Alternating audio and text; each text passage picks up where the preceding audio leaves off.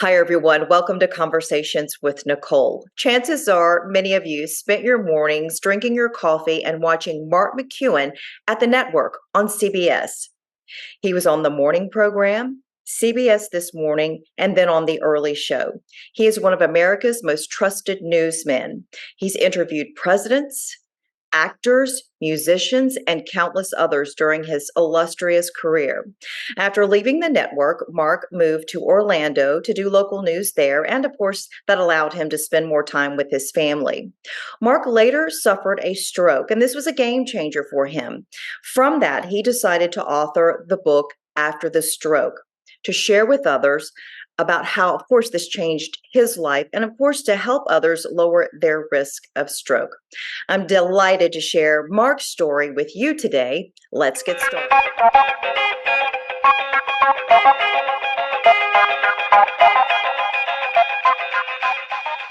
Welcome to Conversations with Nicole. I am delighted to have as my guest today Mark McEwen, the famous Mark McEwen, formerly of the CBS network, a newsman extraordinaire, now the author of a book about having a stroke and surviving and inspiring us, and just in his next chapter of his life, like me. Welcome to the show, Mark. Thank you. Hello, Nicole. Oh, this is such a treat. I was saying off air how much I admire you. I enjoyed watching you all those years on CBS. And so to have an opportunity to talk with you today and share your story is truly an honor. So thank you so much. You're quite welcome. Quite welcome. So, folks I know remember you from CBS, the early morning show. We woke up to you, we drank our coffee, we listened to the news. You did weather sometimes, you were an entertainment reporter. You had this amazing career of interviewing presidents and actors and musicians. So, tell folks a little bit about your life and what it was like there. You were like there 15 years, I believe.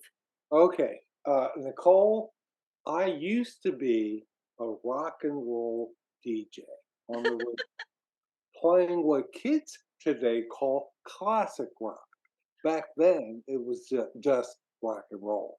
Zeppelin, AC/DC, Journey, the Beatles, the Stones, Baltimore, Detroit, Chicago, New York. That brought me to New York. When I was on the radio in Detroit and left to go to Chicago, the guy who took my place, a young DJ from Hartford, Connecticut, whose name is Howard Stern. I've known Howard That forever. is so cool. So off I go to New York to play rock and roll. I get fired not once, but twice in New York. And radio is known for firing people.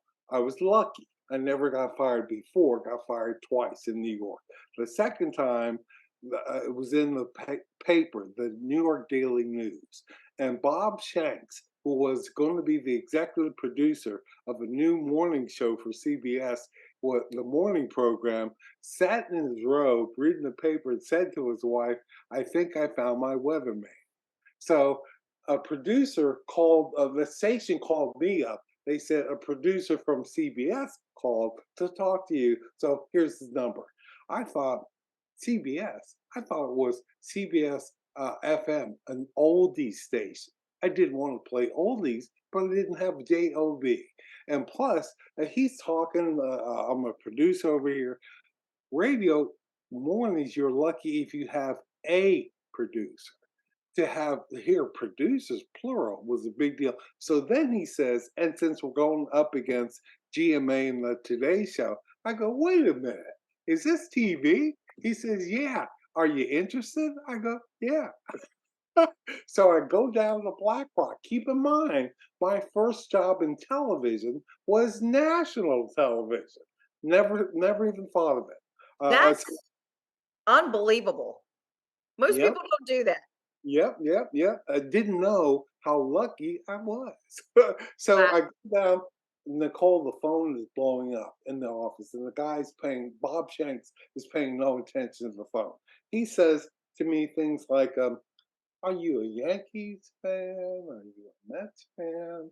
You have brothers and sisters. I'm thinking, this is junk.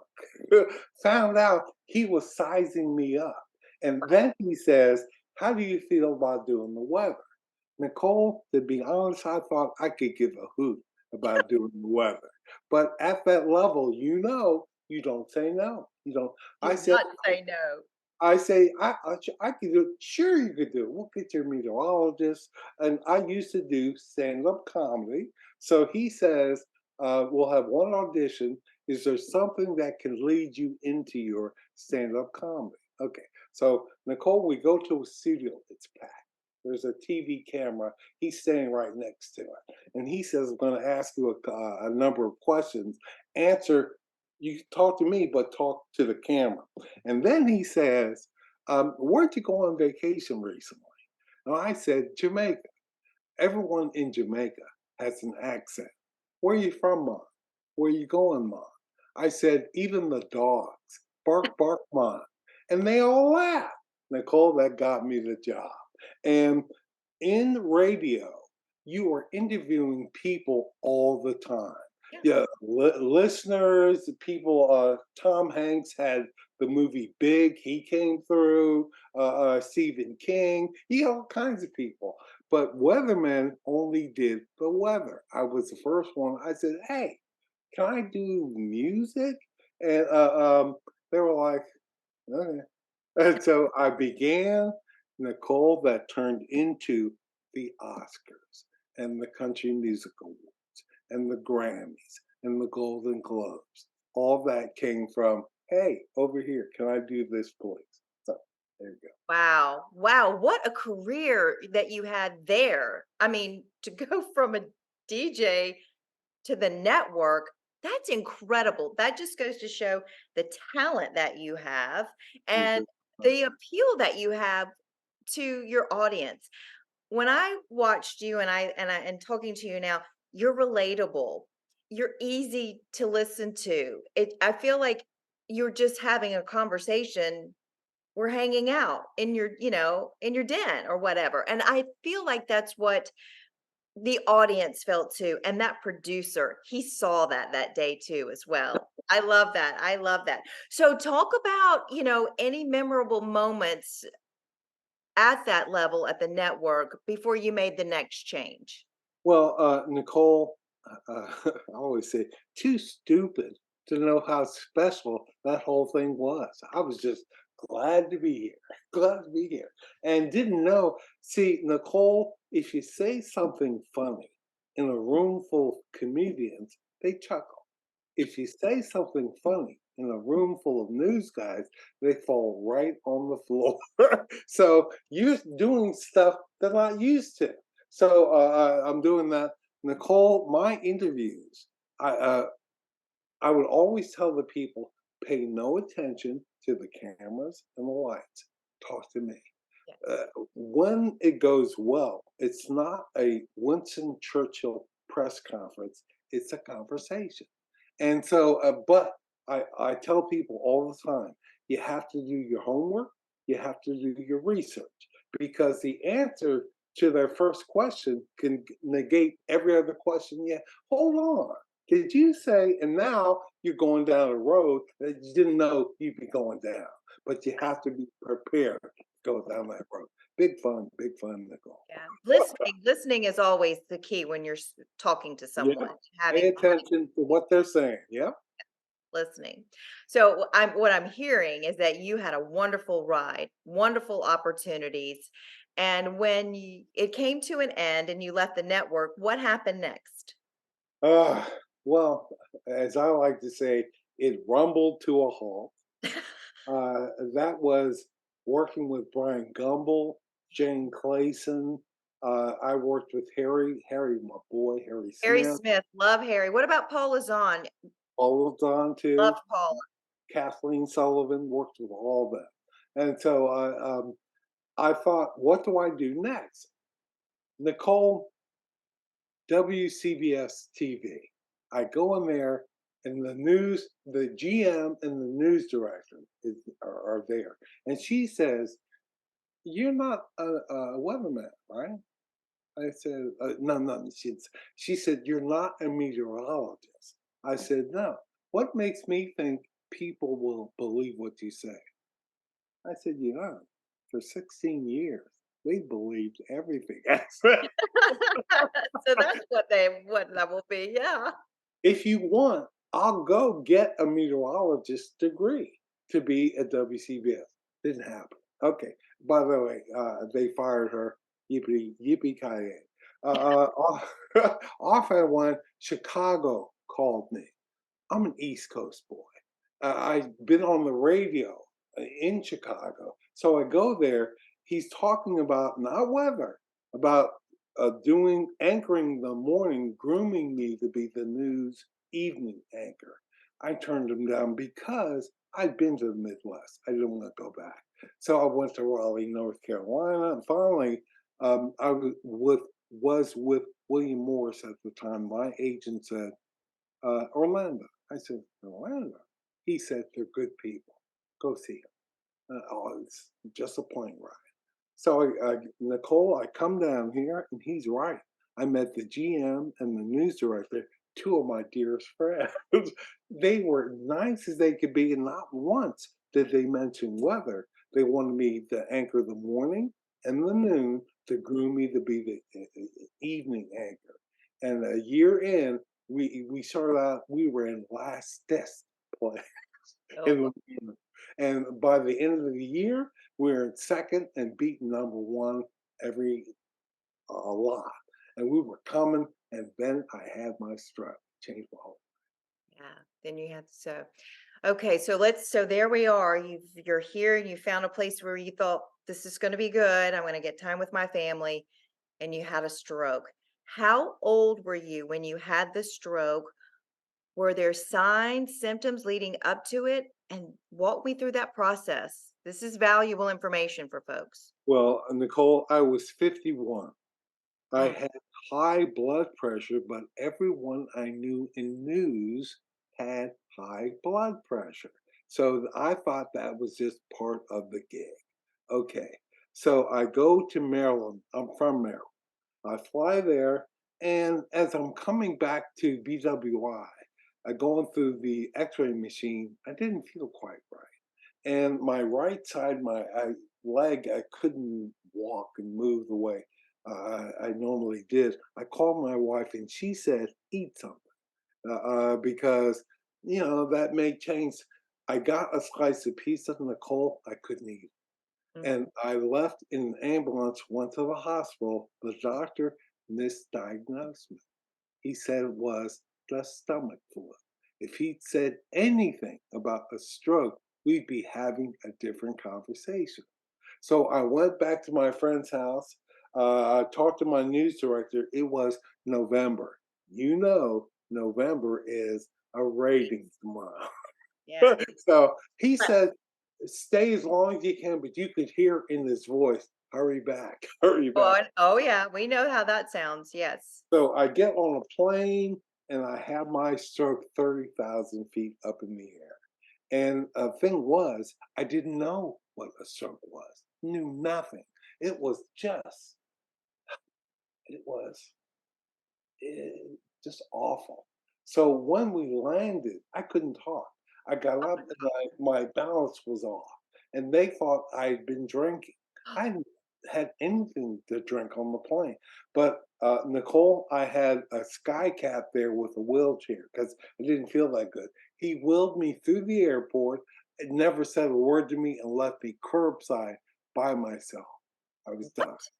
And so a guy comes out of baggage claim to smoke a cigarette. He's heavy, smoking a cigarette. We both know that's not good. But he looks at me and he says, do you want me to take that phone? I've been trying to get my wife. I finally got her, and I said, help me, not good. And she about lost her mind. Hang the phone that someone dialed 911. He talked to her.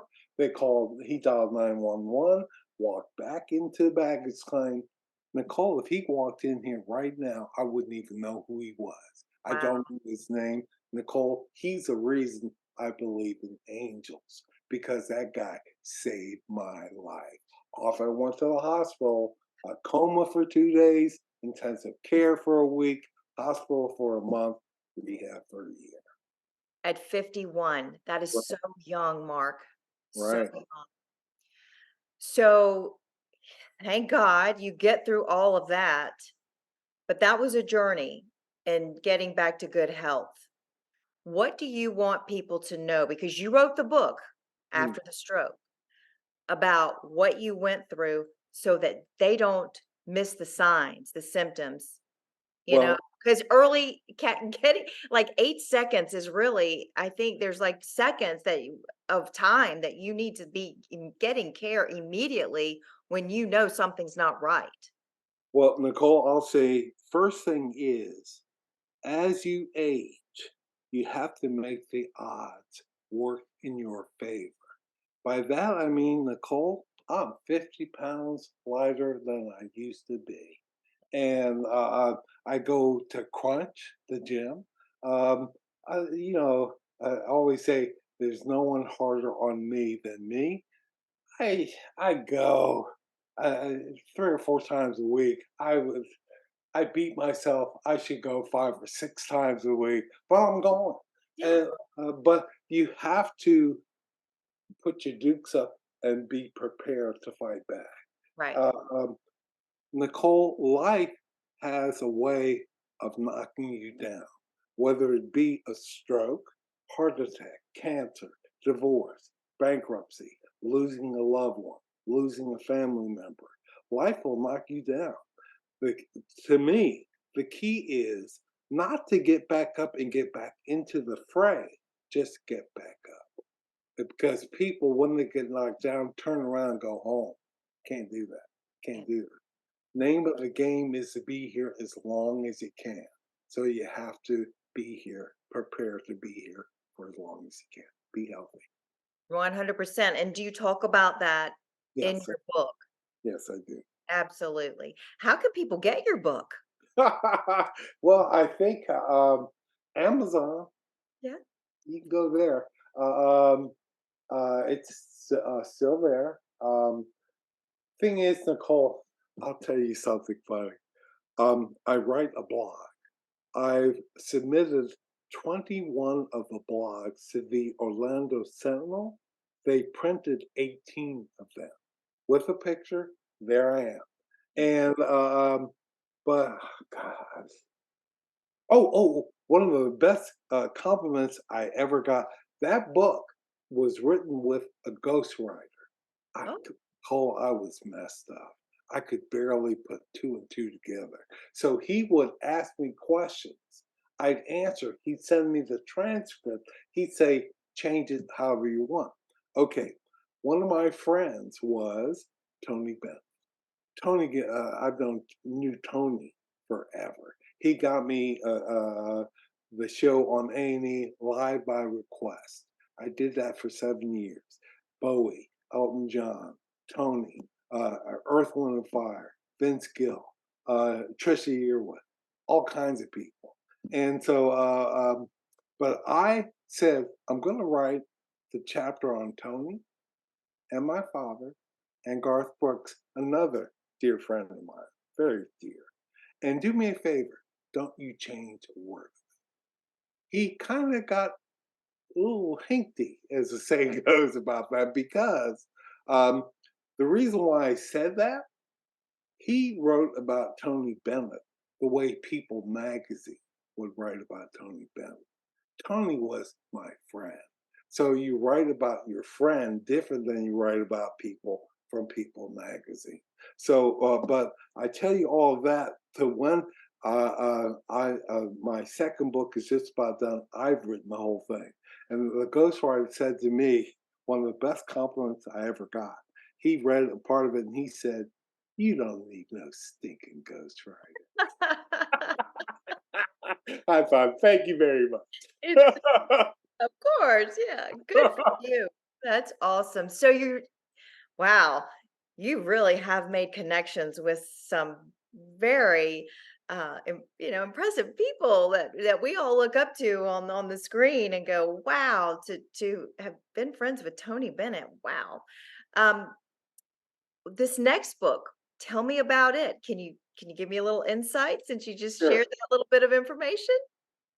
Monica, I went back and forth.